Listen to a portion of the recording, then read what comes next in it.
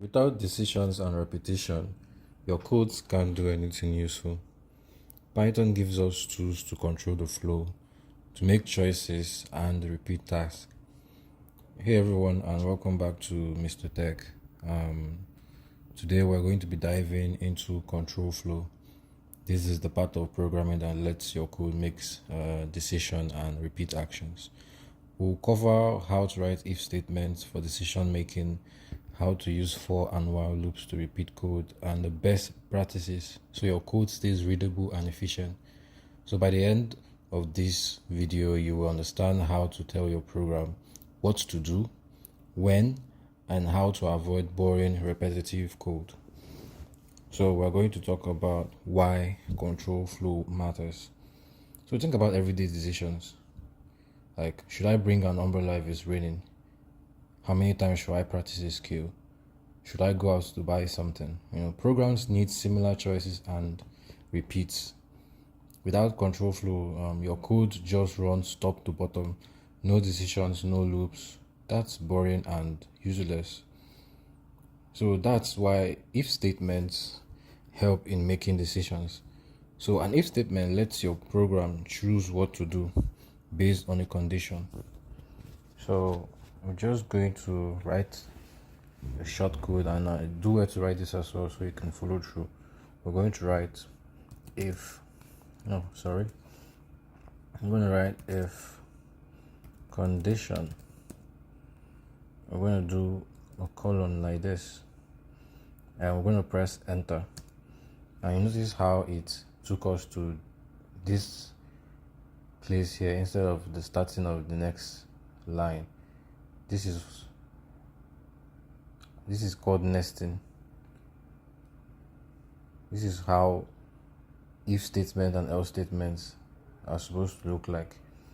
When you write an if statement, whatever condition is going to be below this. So I'm just going to put a comment tag, code runs if condition is true.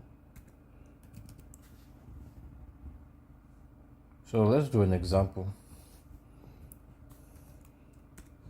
We're going to first create a variable called temperature, and we're going to assign the integer 20 to the variable. So now we're going to write an if statement. If temperature is greater than 18, I'm just going to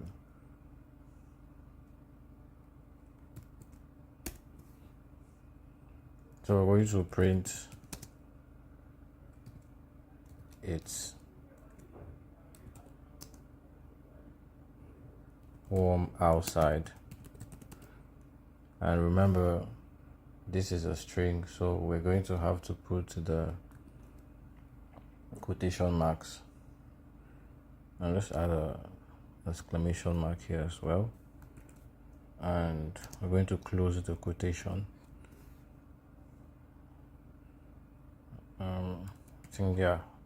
Going to print this. So what this code is saying is if the temperature is greater than 18, that's if it's 19, 20, 21, greater than 18, print it's warm outside. So let's save this code and run it, and you can look, it printed it's warm outside, which means our temperature is actually greater than 18. And if you look at the variable, you can see that temperature is actually 20. 20 is greater than 18. That's why this was printed. So if we put a number 5 is not greater than 18, so it definitely will not print it's warm outside. So let's save this and run it. You can see nothing was printed because this does not meet the criteria. So that's just what if statements are. So you can also handle multiple cases, and that's where you hear about if, elif, and else. So let's write a code based on that so you can understand, and make sure you write the same thing. So we can do something like this. Let's say if temperature is greater than 25, print is hot. Let's do it something like this. Elif. So the elif is going to be on the same line as the if statement. Exactly this way. And we're going to write elif temperature. Let's say greater than 18. Or colon. We'll press enter, and we're going to print. Let's print it's warm. So we're going to print it's warm. And let's print it's warm. I'm going to close the quotation marks. Then we can put else. And else we're just going to put we're going to write print its code.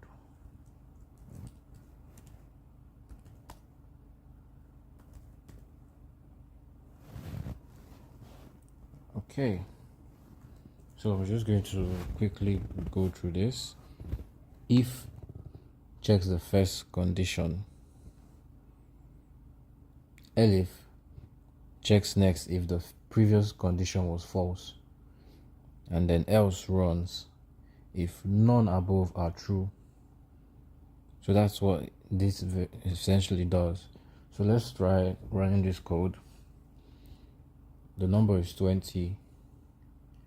What do you think is going to print? Can you tell me what you think is going to print if the number is 20 here? And let's run it. And printed it's warm. And why printed it's warm? Because the number is above 18 but is below 25. So since the number was below 25, it did not meet this criteria, so it skipped it and went to the elif. So if the number is 26 and I run this, what do you think is going to print? It's hot. Why? Because 26 is greater than 25, so it meets the first criteria. That's why it prints it's hot. So what if it's, let's say, 5? What do you think is going to print? It's cold. And why is that? Because it did not meet this criteria. It's not greater than 25, so it skipped this. It's not greater than 18, so it skipped this and printed this. So else is, if it does not fit, it does not meet the criteria of if and elif, then else will be run. So that's essentially what this does. So I'm going to tell you something. Explicit conditions are key. What I mean is, avoid vague checks like this. Don't write code like this. If x, this is an ambiguous code, so always be explicit, be clear in what you write, so you can understand it and you don't confuse other programmers that are going to read your code. So let's do, instead of that, we can do something like this.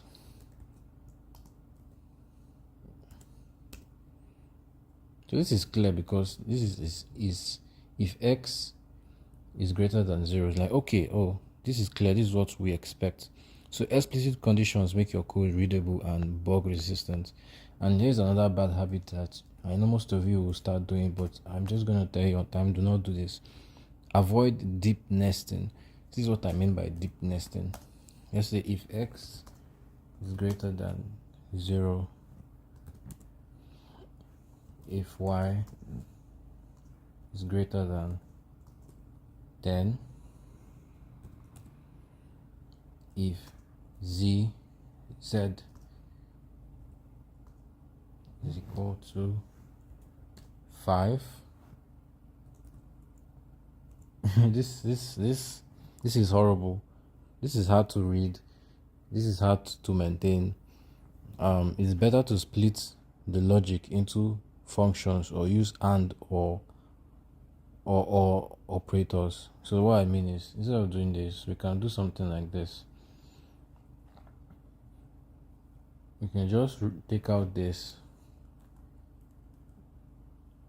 take this to the first line. So if x is greater than 0 and, so that's the and operator. You can see what and does. And helps to join two if statements together. So see, if x is greater than 0 and y is greater than 10, then if you want to add this, what do? You do another and.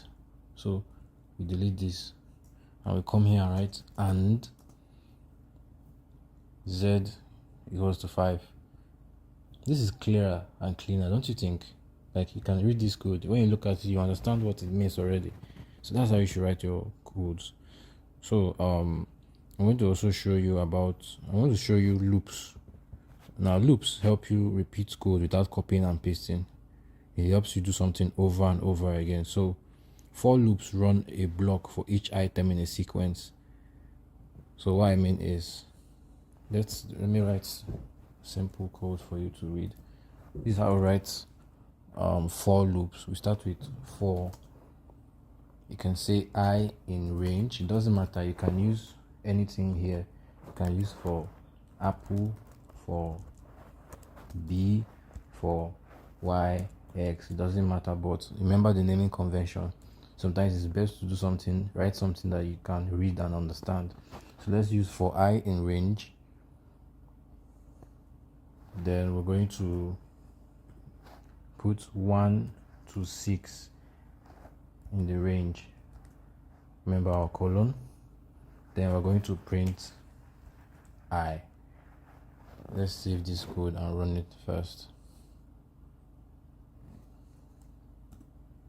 So what does it do? You see what it brought out? 1, 2, 3, 4, 5. So what it did is, it went through this range of numbers from 1 to 6. But what the for loop does is, it will start from the first number, 1, 2, 3, 4, 5, but it will not show the last number, which is 6. That's how the range, this range you use for looping, that's what it does. It never shows the last number. So let's say our last number is, let's say our last number is 9. Let's say it's 9, and we save it. So what do we expect it to show?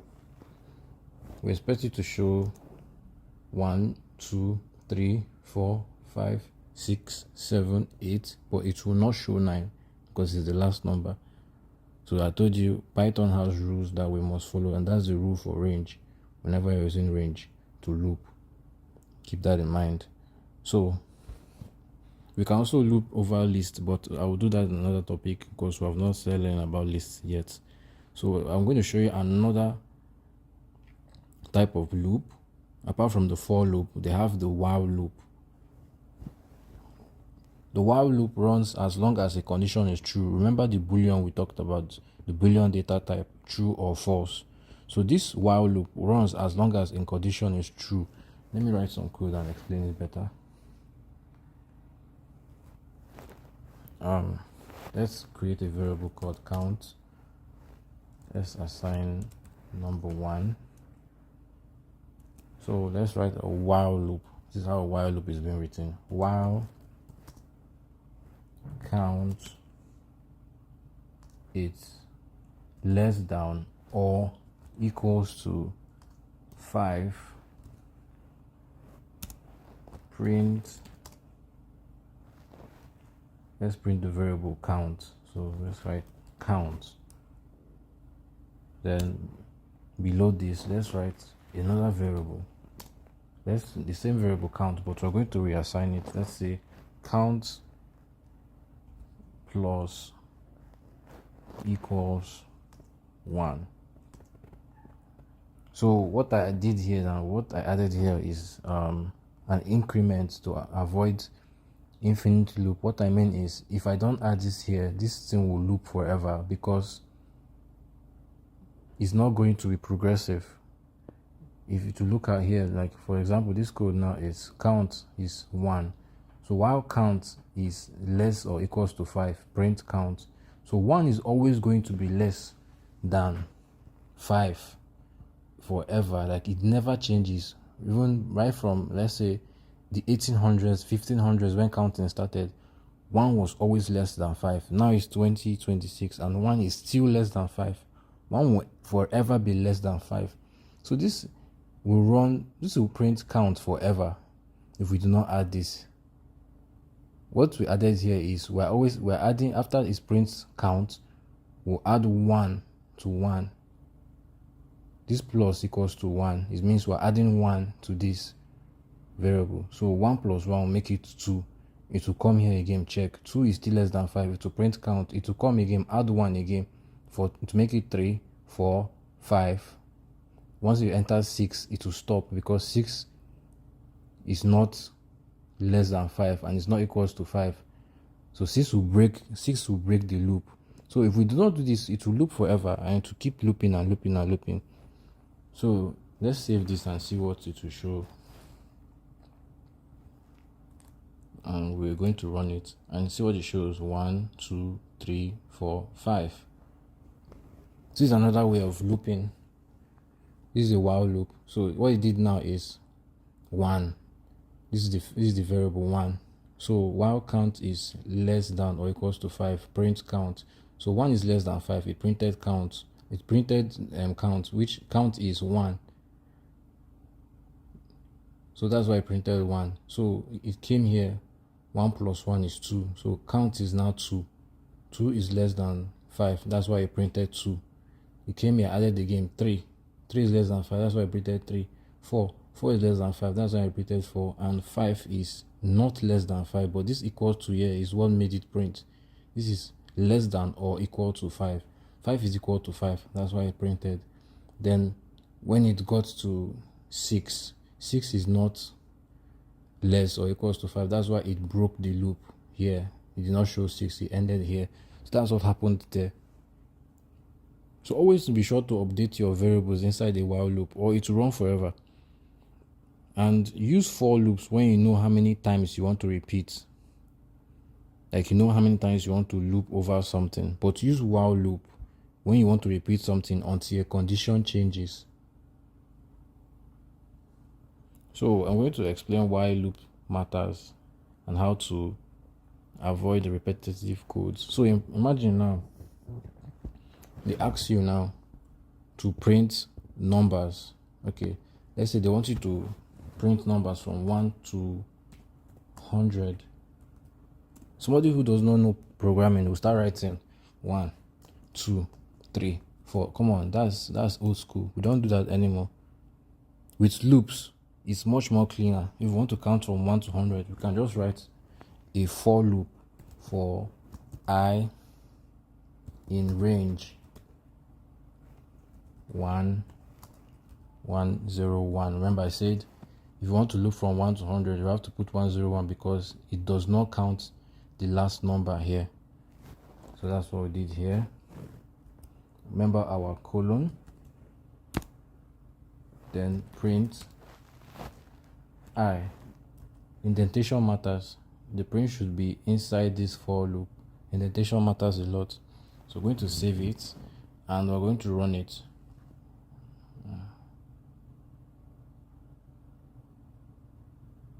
We're going to save it and we're going to run it. And look, it counted from 1 to 0, 1 to 100. So you see how much cleaner, easier to maintain, and so less error prone it is. So now let's put everything all together. Let's make a simple program that decides if a number is even or odd. So it's going to loop through a numbers and check if a number is even and odd, and then prints the result. Let's do that now. So let's use this for I range. Let's change this. Let's loop from 1 to 6. So let's write this if statement inside the for loop. Notation matters, so make sure the notation is right. If I is divisible by 2 and is equal to 0, print. Remember, we're going to use an F string. F string is a good way of writing strings. Then remember, we're going to use our quotation marks. Then we're going to do something like this. Let's do I. This I is the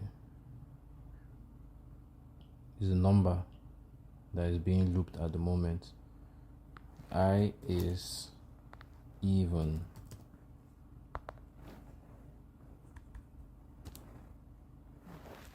Else print. Okay, let's copy this. I'm just gonna copy this.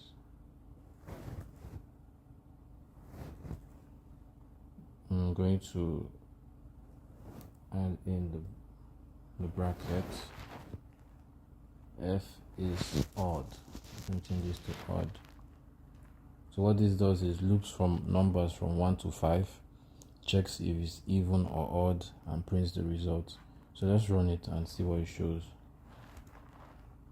So you can see what it did. It looked through 1 is odd, 2 is even, 3 is odd, 4 is even, 5 is odd. So that's what the code just did. So remember what I said, always use explicit conditions, avoid deep nesting, use loops to remove repeated code, and keep your code readable and maintainable. So here's an assignment you can do yourself to really help you. Create a Python script that loops through numbers 1 to 20, prints whether each number is divisible by 3, 5, both, or neither. Use if, elif, else statements. Use a for loop, and add comments explaining your logic. So if you explain your code out loud and you're understanding it, it will help you to type fast. So let me give you some tips or pointers in this control flow. Control flow is where programs start to feel alive. So do not rush this. Take your time to learn and study this. You might not get it the first time, but keep reading and keep studying it and keep writing code. More of practicalizing. It's not always reading and watching what you're seeing on the screen. You have to practicalize it as well. If your code looks complicated, break it down into smaller pieces. Real developers write clean and clear code, and stay patient and consistent, and to eventually click. So if this lesson helped you understand control flow, hit the like button and subscribe to Mr. Tech for more clean Python tutorials.